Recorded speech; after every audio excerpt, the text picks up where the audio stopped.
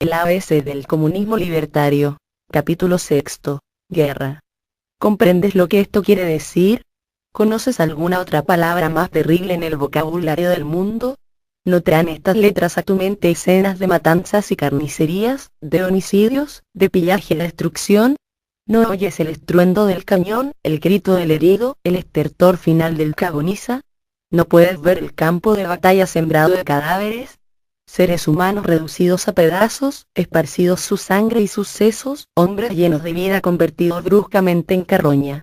Y allí, en sus hogares, millares de padres y madres, esposas y novias viviendo en incesante terror, en el miedo a que la fatalidad se cebe en los seres queridos, y esperando, siempre esperando, la vuelta de aquellos que no volverán nunca más. ¿Sabes lo que significa la guerra? Y aunque tú mismo no hayas estado nunca en el frente, sabes que no existe un azote más terrible que la guerra, con sus millones de muertos y mutilados, sus incontables sacrificios humanos, sus vidas rotas, sus arruinados hogares, su inenarrable desolación y miseria. Sí, es terrible, admites, pero no hay modo de remediarlo. Tú piensas que la guerra debe existir, que cuando a veces llega, es inevitable, que debes defender a tu país cuando esté en peligro. Veamos entonces si verdaderamente defiendes tu país cuando vas a la guerra. Veamos lo que causa la guerra, y si es para beneficio de tu país para lo que te llaman a ponerte el uniforme y empezar la operación de carnicería. Vamos a considerar a quién y a qué defiendes en la guerra, a quién le interesa esta, y quién se beneficia con ella. Es preciso que volvamos a nuestro fabricante, imposibilitado de vender sus géneros con beneficios en su propio país. Él, como también los fabricantes de otros productos, busca un mercado en otro país.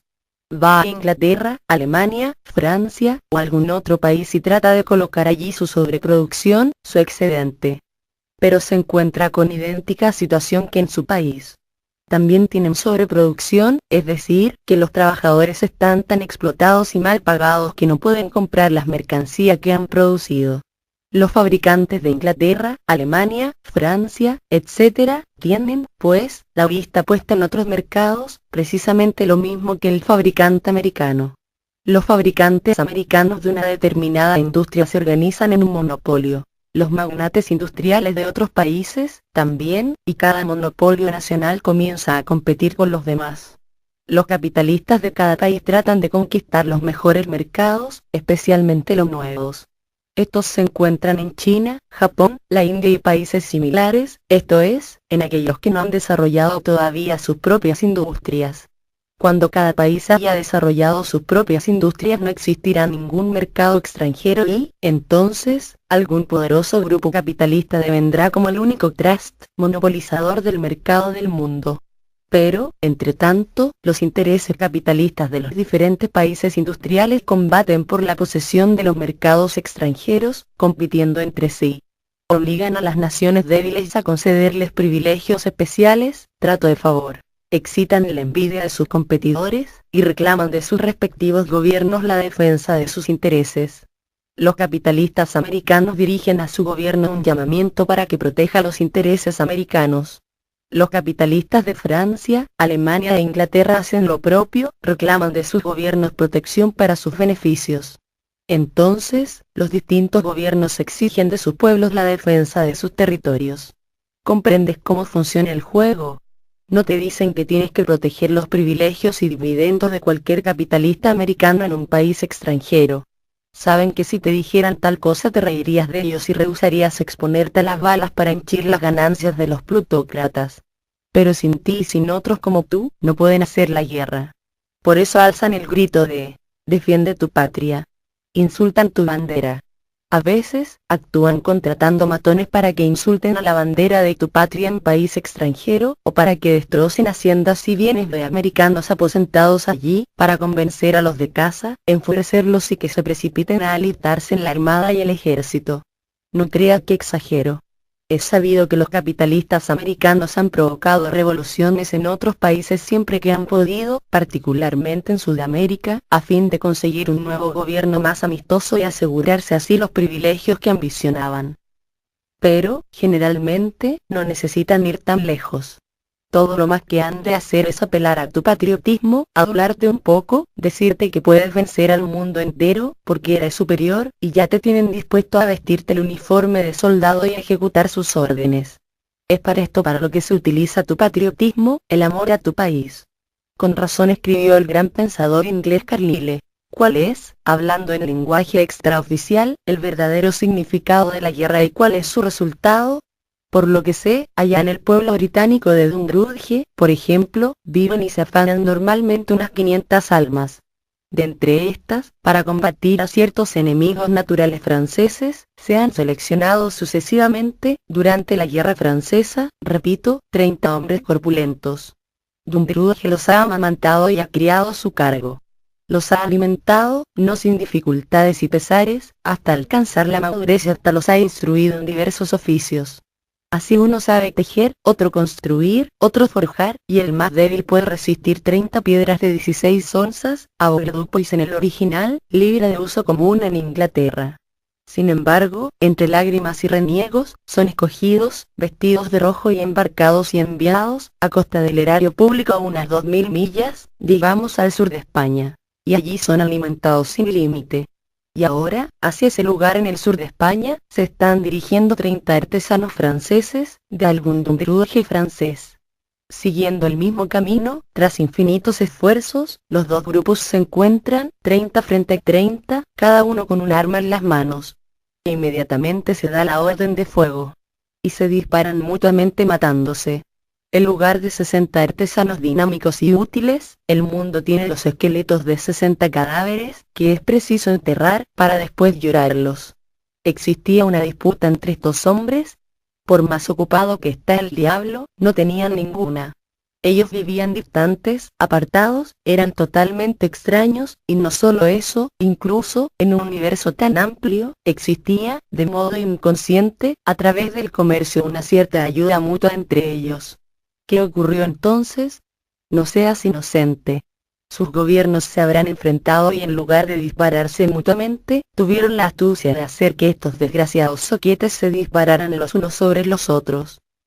No es por tu patria por quien combates cuando vas a la guerra. Es por tus gobiernos, por tus dirigentes, por tus amos capitalistas. Ni tu país, ni la humanidad, ni tú, ni tu clase, la de los trabajadores, ganáis nada en la guerra. Solamente se benefician de ella los grandes financieros y capitalistas. La guerra es mala para ti, es mala para los obreros. Podéis perderlo todo y nada podéis ganar en ese juego. Ni siquiera la gloria es para vosotros, que se reserva a los grandes generales y mariscales de campo. ¿Qué consigues tú en la guerra? Estás asqueroso, te disparan, te gasean, te mutilan o te matan. Esto es lo que sacan de la guerra los trabajadores de cualquier país. La guerra es mala para tu país y para la humanidad, solo trae masacres y destrucción. Todo lo que la guerra destroza, puentes, puertos, ciudades, barcos, campos y fábricas, es necesario reconstruirlo. Y esto significa imponer al pueblo nuevas tasas, directas o indirectas, para la reconstrucción de todo lo destruido. Porque en último término, todo sale de los bolsillos del pueblo. Así, la guerra los perjudica materialmente, y eso sin referirnos al efecto embrutecedor de la misma sobre la totalidad del género humano. Y no olvides que de cada 1000 asesinados, cegados o mutilados en la guerra, 999 pertenecen a la clase trabajadora, son hijos de obreros y de campesinos. En la guerra moderna no hay vencedores, porque del lado vencedor hay casi tantas pérdidas como del lado vencido, y a veces más, como en el caso de Francia en la última gran guerra. Francia es hoy más pobre que Alemania. Los trabajadores de ambos países tienen que pagar impuestos hasta morir de hambre para reparar las pérdidas sufridas en la guerra. En todos los países europeos que participaron en la guerra mundial, los salarios y los niveles de vida son mucho más bajos ahora que antes de la gran catástrofe. Pero los Estados Unidos se enriquecieron en la guerra, objetas.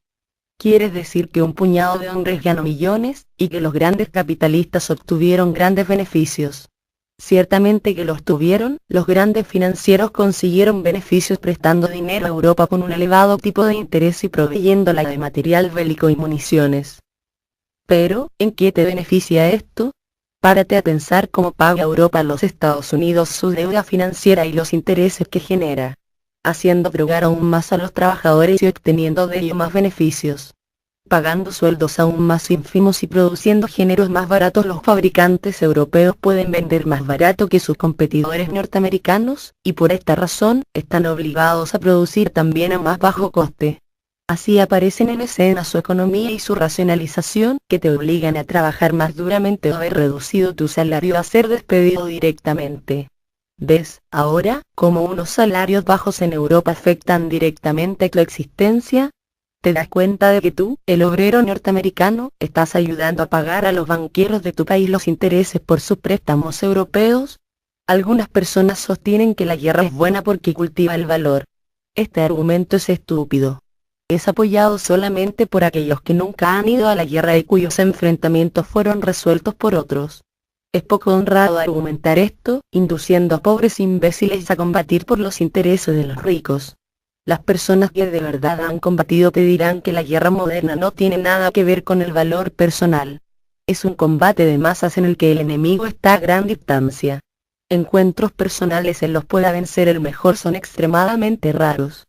En la guerra moderna no ves a tus contrincantes, combates a ciegas, como una máquina. Vas a la batalla muerto de miedo, temiendo que en cualquier momento seas reducido a pedazos. Solamente vas porque no tienes el valor de negarte.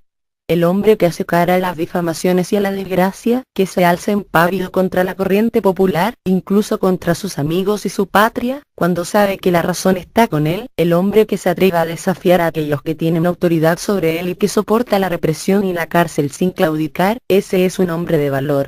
El hombre de quien te mofas como de un cobarde porque rehúsa convertirse en asesino, es quien necesita coraje.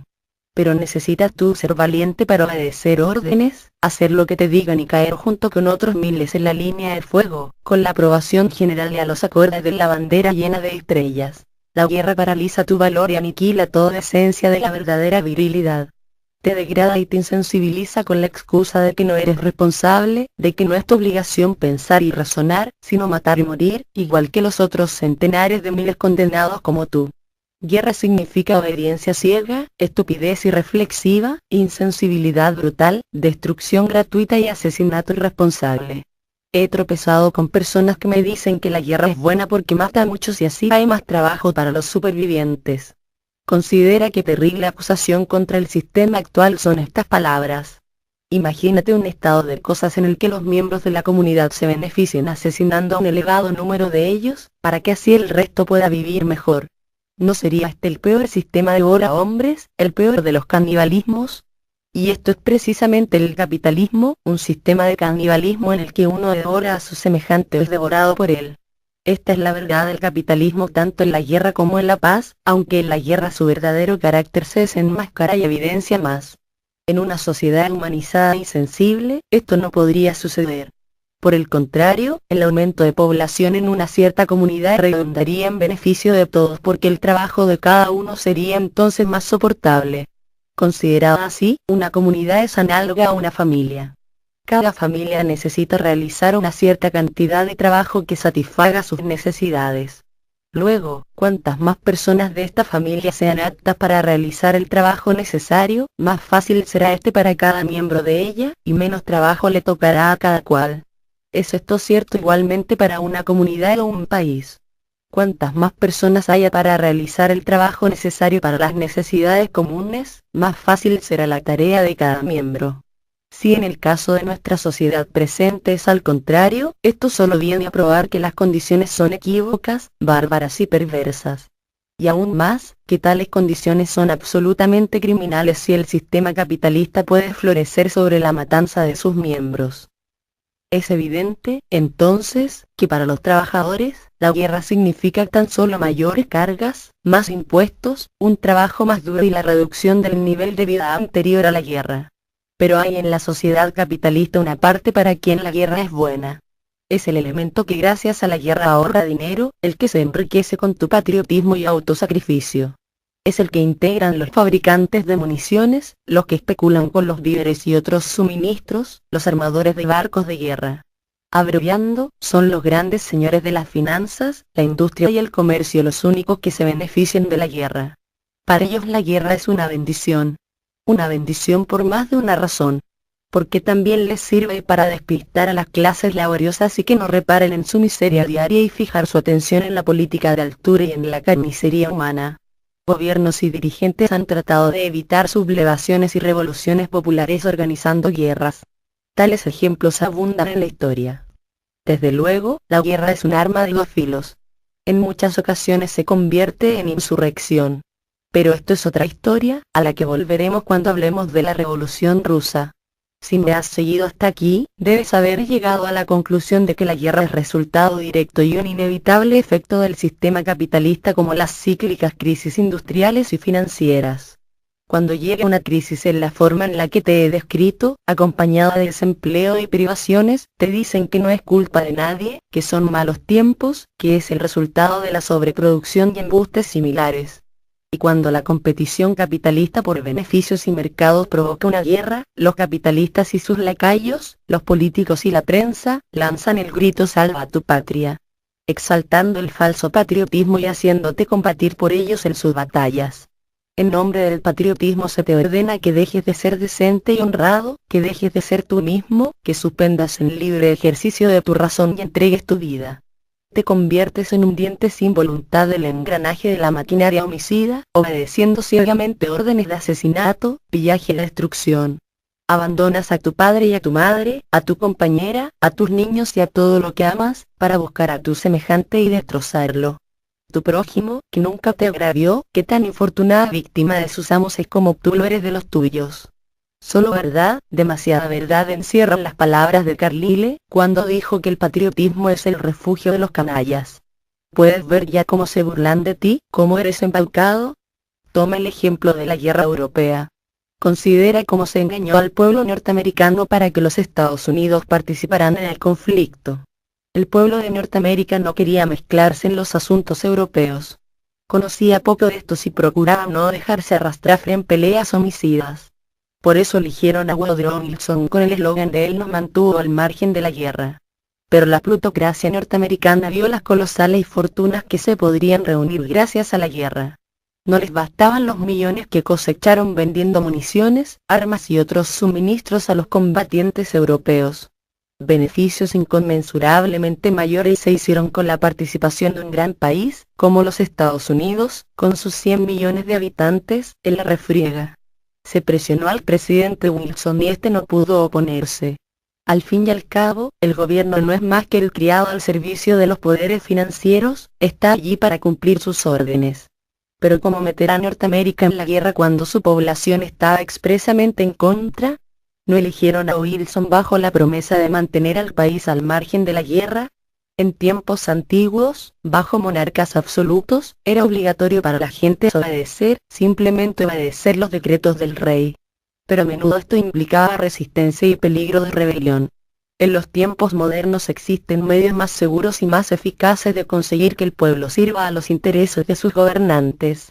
Todo lo más que se necesita es convencer a las personas que ellas mismas desean hacer lo que sus amos quieren que hagan, o sea, sus propios intereses, por el bien de la patria, por el bien de la humanidad. De este modo, los nobles y bellos instintos del hombre son utilizados para hacer el trabajo sucio de la clase capitalista dirigente, para insulto y vergüenza del género humano. Los inventos modernos ayudan a este juego y lo tornan comparativamente fácil. La palabra impresa, el telégrafo, el teléfono y la radio son en conjunto seguros auxiliares para este asunto.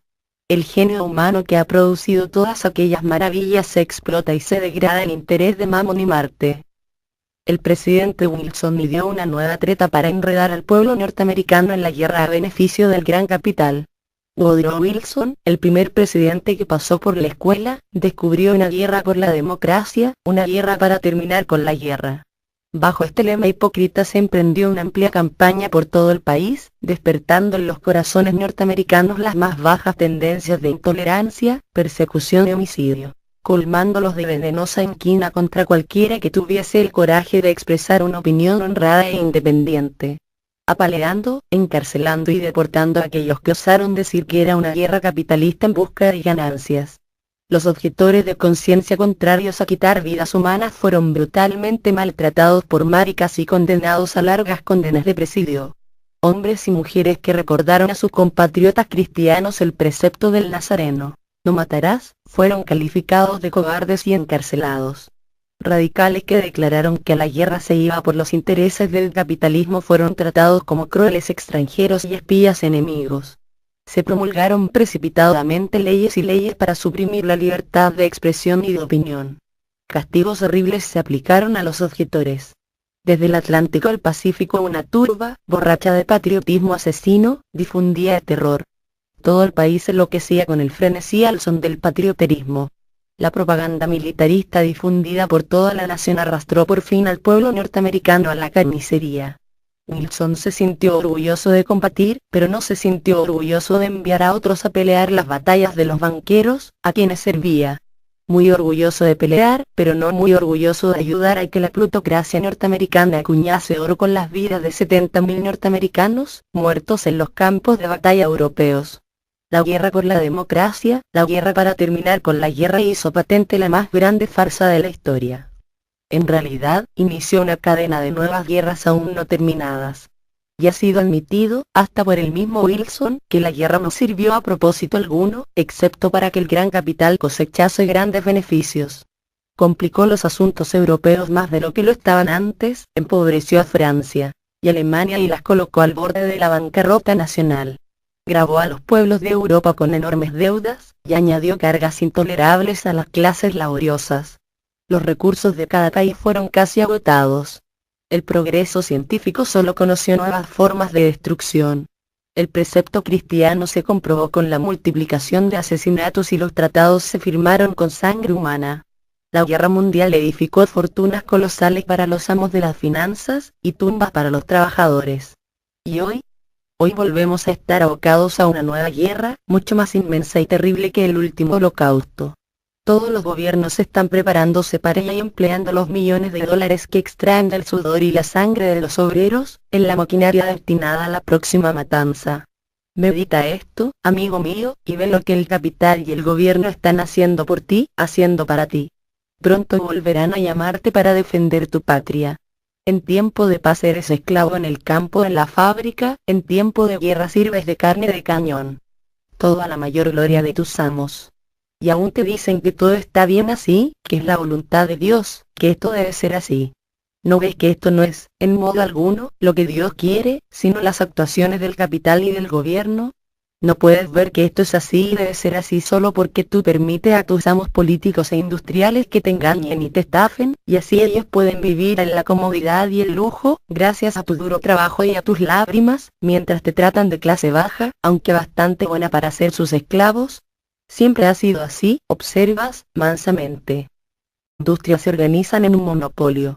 Los magnates industriales de otros países, también, y cada monopolio nacional comienza a competir con los demás.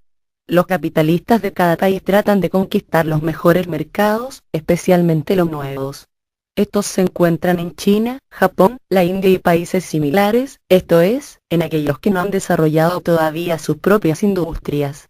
Cuando cada país haya desarrollado sus propias industrias no existirá ningún mercado extranjero y, entonces, algún poderoso grupo capitalista devendrá como el único trust monopolizador del mercado del mundo. Pero, entre tanto, los intereses capitalistas de los diferentes países industriales combaten por la posesión de los mercados extranjeros, compitiendo entre sí. Obligan a las naciones del ABC del comunismo libertario. Capítulo 6. Guerra. ¿Comprendes lo que esto quiere decir? ¿Conoces alguna otra palabra más terrible en el vocabulario del mundo? ¿No traen estas letras a tu mente escenas de matanzas y carnicerías, de homicidios, de pillaje y destrucción? ¿No oyes el estruendo del cañón, el grito del herido, el estertor final del que agoniza? ¿No puedes ver el campo de batalla sembrado de cadáveres? Seres humanos reducidos a pedazos, esparcidos su sangre y sus sesos, hombres llenos de vida convertidos bruscamente en carroña. Y allí, en sus hogares, millares de padres y madres, esposas y novias viviendo en incesante terror, en el miedo a que la fatalidad se cebe en los seres queridos, y esperando, siempre esperando, la vuelta de aquellos que no débiles a concederles privilegios especiales, trato de favor. Excitan la envidia de sus competidores, y reclaman de sus respectivos gobiernos la defensa de sus intereses. Los capitalistas americanos dirigen a su gobierno un llamamiento para que proteja los intereses americanos. Los capitalistas de Francia, Alemania e Inglaterra hacen lo propio, reclaman de sus gobiernos protección para sus beneficios. Entonces, los distintos gobiernos exigen de sus pueblos la defensa de sus territorios. ¿Comprendes cómo funciona el juego? No te dicen que tienes que proteger los privilegios y dividendos de cualquier capitalista americano en un país extranjero. Saben que si te dijeran tal cosa te reirías de ellos y rehusarías exponerte a las balas para henchir las ganancias de los plutócratas. Pero sin ti y sin otros, ¿y quién se beneficia con ella? Es preciso que volvamos a nuestro fabricante, imposibilitado de vender sus géneros con beneficios en su propio país. Él, como también los fabricantes de otros productos, busca un mercado en otro país. Va a Inglaterra, Alemania, Francia o algún otro país y trata de colocar allí su sobreproducción, su excedente. Pero se encuentra con idéntica situación que en su país. También tienen sobreproducción, es decir, que los trabajadores están tan explotados y mal pagados que no pueden comprar las mercancías que han producido. Los fabricantes de Inglaterra, Alemania, Francia, etc., tienen, pues, la vista puesta en otros mercados, precisamente lo mismo que el fabricante americano. Los fabricantes americanos de una determinada no volverán nunca más. ¿Sabes lo que significa la guerra? Y aunque tú mismo no hayas estado nunca en el frente, sabes que no existe un azote más terrible que la guerra, con sus millones de muertos y mutilados, sus incontables sacrificios humanos, sus vidas rotas, sus arruinados hogares, su inenarrable desolación y miseria. Sí, es terrible, admites, pero no hay modo de remediarlo. Tú piensas que la guerra debe existir, que cuando a veces llega, es inevitable, que debes defender a tu país cuando esté en peligro. Veamos entonces si verdaderamente defiendes tu país cuando vas a la guerra. Veamos lo que causa la guerra, y si es para beneficio de tu país para lo que te llaman a ponerte el uniforme y empezar la operación de carnicería. Vamos a considerar a quiénes y a qué defiendes en la guerra, a quién le interesa esto.